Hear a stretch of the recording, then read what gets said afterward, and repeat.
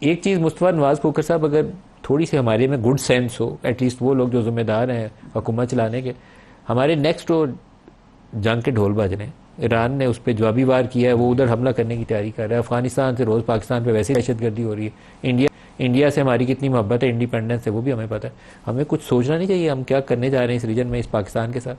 یہ چیزیں اپنی جگہ پر اہم ہیں، اور ساتھ ہی ساتھ ملک صاحب خیبر پختونخوا اور بلوچستان میں جو صورتحال بنی ہے، پالیٹکس کو جس طریقے سے میننگ لیس کیا گیا ہے، اب اس وقت قومی یکجہتی کمزور ہوتی نظر آ رہی ہے. پھر اوپر سے جلتی پہ تیل ڈالنے کا جو کام ہے وہ سیاستدان اپنے بیانات کے ذریعے، غیر ذمہ دارانہ بیانات کے ذریعے کر دیتے ہیں. گنڈاپور صاحب نے جو 2-3 بیانات دیے وہ فیڈریشن کے نقطہ نظر سے ٹھیک بیانات نہیں تھے.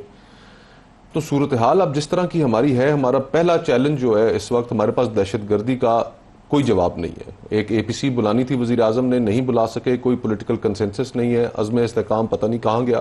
انٹرنل سیکورٹی چیلنج ہے، لیکن پولیٹیکل کیوس ہم کریٹ کر رہے ہیں. جی ہاں، اور ڈیپن کر رہے ہیں اس کو بجائے ایڈریس کرنے کے. اس کو اتنا ہم نے ڈیپن کر دیا ہے کہ وہ پولیٹیکل کیوس اور پولرائزیشن بڑھتی بڑھتی اداروں تک چلی گئی ہے. آج سپریم کورٹ کے اندر جو صورتحال ہے، میڈیا کے اندر جو صورتحال ہے، کہ ہر جگہ لوگ ایک دوسرے کو لان تان اور بڑی شدید گروپنگز میں تقسیم ہوئے. لیکن مصطفیٰ کاظمی نے جو کچھ کیا ہے وہ ناپسندیدہ عمل ہے، اس کی مذمت کرنی چاہیے. لیکن اس طرح کی چیزیں دوبارہ اگر ہو جائیں تو اس کو رول آؤٹ مت کریے، کیونکہ ہم واقعتاً پورا پولرائزڈ ہو گئی، پوری سوسائٹی پولرائز ہو گئی. اور اس میں اب دیکھیں نا، ایک ادارہ تھا سپریم کورٹ، ایک یہ سوچ تھی کہ چلو ہمارے جھگڑے آپس میں اگر طے نہیں ہوتے تو ایونچولی ایک انسٹیٹیوشن موجود ہے جس کا فیصلہ پھر سب کو ماننا پڑے گا.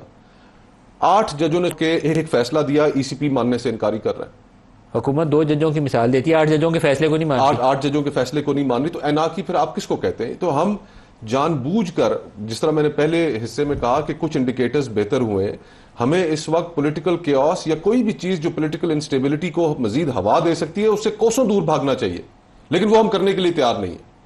آج یہ اب جو فیصلہ آیا ہے، اس فیصلے کے نتیجے میں جو زبان زد عام جو بات ہے وہ یہ ہے کہ آئینی ترمیم کے لیے اب حکومت کو نمبر مل جائیں گے، اور تحریک انصاف ہو یا دیگر پولیٹیکل بندے توڑنے آسان ہو جائیں گے. بندے توڑنے آسان ہو جائیں گے. 15-20 بندے توڑنے مسئلہ ہی کوئی نہیں رہ گیا. اور پھر ساتھ ایک اس ججمنٹ کے اوپر بطور وکیل کے میں اس کو اس طرح سے بھی دیکھتا ہوں کہ وہ ایک بڑا بیسک رول ہے نیچرل جسٹس کا، ایک میکسم ہے کہ نیمو جوڈیکس کوزا سوا، کہ نو ون شیل بی اے جج ان دیئر اون کیس. اگر اس آئینی ترمیم کے نتیجے میں اپنے مفاد میں کوئی ججمنٹ نہیں پاس کر سکتے، اب نہیں کر سکتے، تو یہ بنیادی اصول ہے انصاف کا.